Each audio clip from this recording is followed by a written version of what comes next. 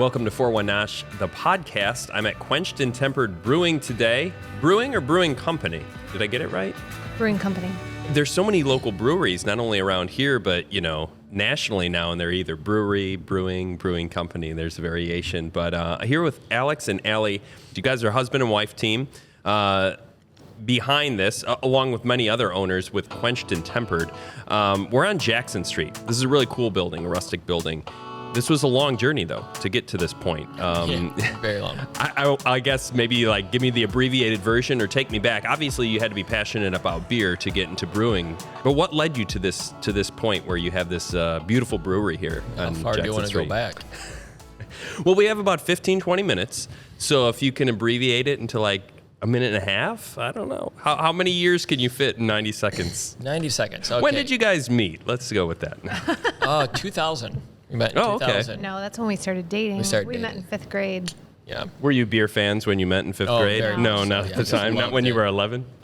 As far as beer is concerned, I started brewing. I never liked beer. I didn't like alcohol that much. And her brother got us into a beer food pairing, and I fell in love with it. And for me, I want to know how a process works because I want to do it better and the way I want it to be. And so I started home brewing. And then eventually it turned all into this around what year? I think we started the company in 2016, but then it went through a few restarts, and it was in 2019 that we really, we did an expansion and turned it into, that's when we started the journey that we're on right now, I would say, with the group of owners that we have right now. And so 2019 is really what we trace back to as far as, it looking the way that it looks right now. In 2019, we built a new brewing facility on our property and bought a bigger brewing system. And that was also when we leased this building. And the plan had been to open the tap room in March of 2020. Oh, something happened. Yeah, something else happened in March of 2020. And it started a whole avalanche of delays. One delay led to another, which led to another. And a lot of it was just based on financing. We had secured the financing that we needed to open in 2020, and when it got delayed, we had to go back and get more financing, and then every time there was a delay, that led to eating through that financing and needing more. And so we finally opened this tap room in August of 2022. So a little later than planned and a little more expensive than planned, but we did make it open. It was very stressful. But a lot of people didn't survive the pandemic as far as their small businesses go. So we're really grateful to still be standing. So you do the brewing. Yes. And you have another brewer with you too, correct? We have an assistant brewer that helps me, yeah. You want to give a shout out to him? Mike Barrett, and he was here just a little bit ago, and he had to go home to watch his kid, so. Gotcha. So you guys kind of you're always here at different times, right? Yeah, yes. Are you the official taste tester then? Sure. Is there ever anything like you that like, idea. And then Mike and Alex are no, we're not really going with this. And you're no, you should. It'll be a hit. Alex and I have pretty different tastes as far as beer goes, and he has definitely leaned more toward my tastes in his brewing than even his own at times, which I am super grateful of. So there are several beers that, he brewed specifically to appeal to me, and they have become quite popular.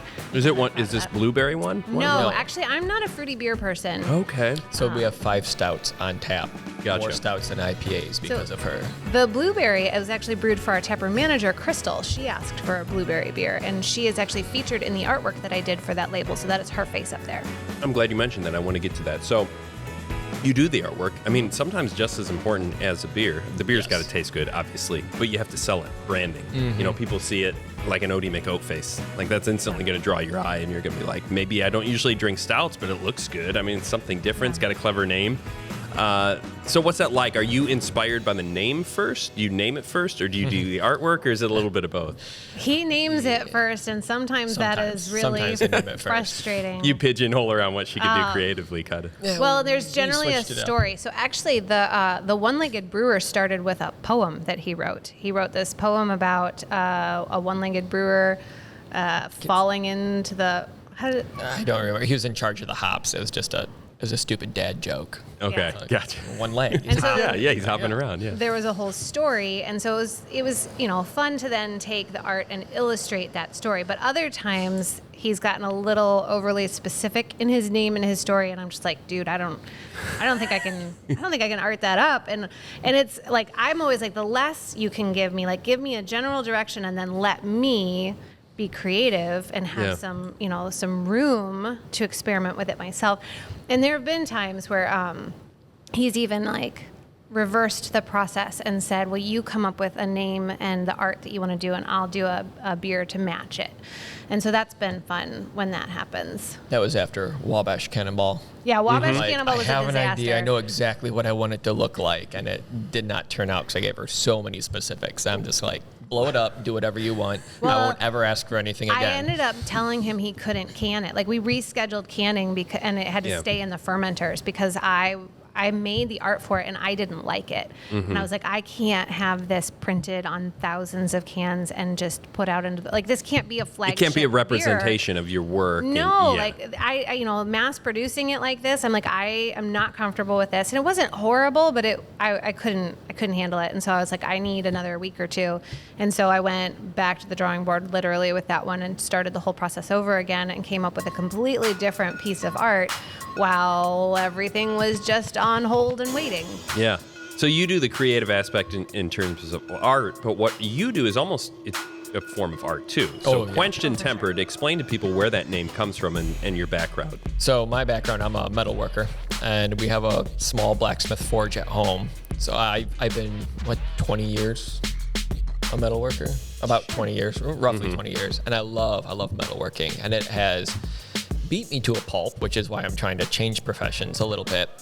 But it's in my blood. I absolutely love it. So quenched and tempered is a metalworking term where you quench something to harden it, you temper it to kind of relax it, make it more pliable. So you have both benefits of having something hard, which will hold an edge, to having something bendable so it doesn't shatter on impact. And it just went really well with beer because quenching got thirst, and tempering, like your spirits, like it's gonna smooth out your mood. Yeah, absolutely. And so that's how we started off with the name of Quenched and Tempered.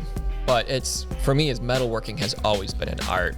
Anything where you're working with your hands and creating something from smaller pieces is a form of art. It doesn't have to be just colors. It can be grains. It can be malt, hops, metal. Anything can be an art as long as you put your soul into it. And it turns out the way you want it to be, and you're able to share it with people. Yeah. Because art should be shareable.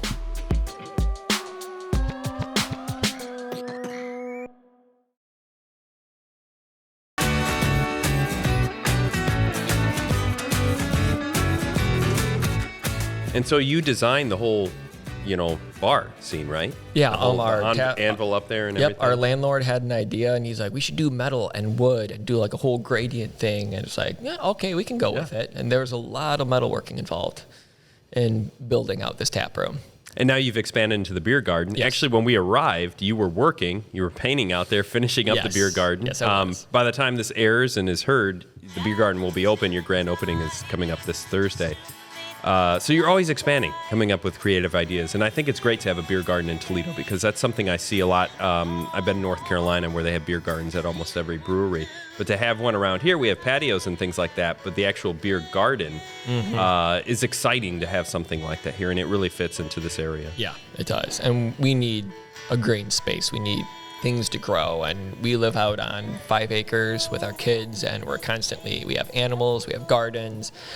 And you might see our beer garden now and be like, oh, it's a fence with grass and a couple hanging baskets and picnic tables. But you don't just start a garden and have it be a huge garden. You got to grow a garden. It'll evolve. It will evolve. And so it's like as the community comes and figuring out how the community fits in and how we're actually going to cater that garden to the community, it's a process we're really looking forward to. You're on Jackson Street, which is an area that there's not much around us. What's it like being here and kind of being a place that could eventually be like one of the first places that sees this area grow? I mean, the street grow and this spot over here on Jackson. What are you hoping, I guess, to attain from being in this area? I never really thought of that. I just really like the building. So for me, like I'll just roll with whatever happens. I like being off the beaten path. Yeah, a lot of people come absolutely. here, enjoy it, not being on Adams Street amidst all the other bars and restaurants, which is a great place. I love those people, but they're like, it's quieter here. Our crowd is just more like right now it's introspective and people want to sit here, and sometimes people will have meetings or read, play games, watch the game on the TV. It's not really loud. So I don't know. Whatever, I guess life throws at us. That's how we kind of played it month by month so far, right? I think, some of the benefits of being over here is because we're a little bit off the beaten path, we have really much better parking than most people have downtown. And we enjoy that. But also there's a lot happening just a couple blocks over. There's a lot of big buildings being revitalized in this corner of Toledo. And so I am interested to see, we're really close to Adams Street. We're close to the Toledo Club. It's a nice area of Toledo to be in. It's kind of a sleepy, boring little corner of downtown, and we like it that way. But, as far as like our long game goes, it would definitely benefit us, as far as our business growth goes, if other people were to move their businesses this direction and it were to become a little more lively. And we're hoping that's going to I was going to say, do you see that as a possibility? Because I definitely see it like, you think of like the warehouse district before the hens were down there. Yeah. There was nobody over there, and now it's booming. And with the scooters, which I saw a couple just out here when I pulled up, like everything's getting smaller in a good way. Like kind of like how when we had Zoom and everything like that during the pandemic, the world didn't seem so big, it seemed so small. And it's just easier to get around and get to places now to make downtown actually seem a little more quaint than spread out. I walked here I had a meeting at Glass City Center, and I walked here from there, and it was like a 15-minute walk. And you don't think of that. Yeah, it's not that far. It really is not far away from everything. It's very easy to get to. The way that we're laid out on a grid, everything is so easy to navigate in downtown, except for the few one-way streets, which can throw you for a little loop if you're not paying attention. It's not hard to navigate down here. It's, in this corner, it's not hard to park at all. We have a lot of nice things around here, and there are a lot of really great buildings that I'm looking forward to seeing what people do with.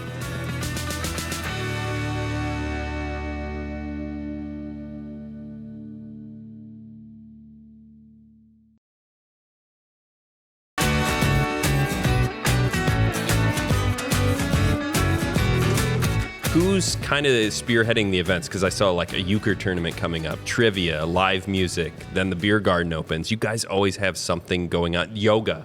Yeah. Is that your idea, Ellie? Is that you? I plan most of our events, and I wouldn't say that they're necessarily my idea. They're born from the connections that we've made with the community, and so we're just always open for partnering with anybody that wants to collaborate. And so Alex collaborates with other breweries, doing beer all the time. That's really at the heart of, we are out to make friends. And so, every time there's been an opportunity to bring somebody's group in here, we've been pretty open to that. So, I have people that reach out to me, and I'm always, on the lookout for another possibility. When we first leased the building and I saw the room upstairs, I was like, I really, really want to get yoga up here. And so, we did reach out to different, yoga instructors and found some people that, we have built a wonderful relationship with, and we're so excited to partner with them. The euchre was, I don't know. People wanted to play euchre. And do you guys play euchre? Yeah, we do. We're not together. No, it's at a disaster. That's happened play before. Different ways. I play to have fun. This is a one game. She plays to win. And You're it's all not business. this. I play to win, for sure. I want to get back to the yoga, though, because we were talking about this when I was in here the other day. And you do the yoga where people actually hold the beer. Yes. So it really works on your balance because you don't want to spill your beer. Right. That's kind of challenging. Well, and it's funny because, it sounds like a really bad idea, mixing It would be yoga for and me beer. if you're really good at yoga, I think. I think what ends up happening sometimes is, and whatever, beer gets spilled, fine. Beer gets spilled here all the time. We have a mop, we can handle it. It'll happen before the end of this interview, I guarantee. Yeah, it's fine. We're not afraid of cleaning up spills. But I think, people are generally surprised that actually when they combine beer and yoga, it relaxes them. And sometimes they're able to balance better because they're not overthinking it and they're relaxing into their bodies. Yeah. I want to touch on one more thing too, because you mentioned the collaboration. The shirt I'm wearing now is the MASH shirt, which was a collaboration for 419 Day with a lot of local breweries. When I first met you and interviewed you, it happened to be coincidentally Pint Day, Ohio Pint Day. Yep. So you guys are always working together, and I've always loved that about the brewing community here in Toledo. Constant collaboration, constant communication. Yes. Everybody kind of has their different flavors and everything like that, and different communities too that you can draw people around, which we see with the brew bus that goes through 419 brew bus that takes people to various places. So I love that you guys do that. There's pictures on the back wall there too that people drew. Those are really good. We did those are labels, and we printed them out for coloring pages so people. Okay, can so you color. printed those out. Yeah, they were drawn. I love that though. That was Adults could do actually- it too. That was our kids' idea, and adults do it all the time. Very They're super therapeutic. fun. Oh yeah. I discovered that during quarantine. It's like, hey, I'll start coloring again. We're going to wrap up here in a little bit, but I guess I just want to know, working together, husband and wife, you guys are kind of here at different times. It's kind of rare that you're both We here at the tag same team a time. lot. So is that a good thing that's strategic to... So you're not always talking work? Because at home, I assume ideas are always Oh yeah, we flowing talk around. work at home all the time. The reason that we tag team so much is because we have children. Yeah. And so, and we homeschool our children. So we want to be with them as much as possible. And I would love to be at work at the same time as Alex. It's super fun when we're here together. Sure. But trying to find a sitter for 6 Yeah. is tough. But and I mean, it's also great for our kids that they get to spend time with each of us. For a long time, Alex worked 2 jobs, and I was home with the kids all the time.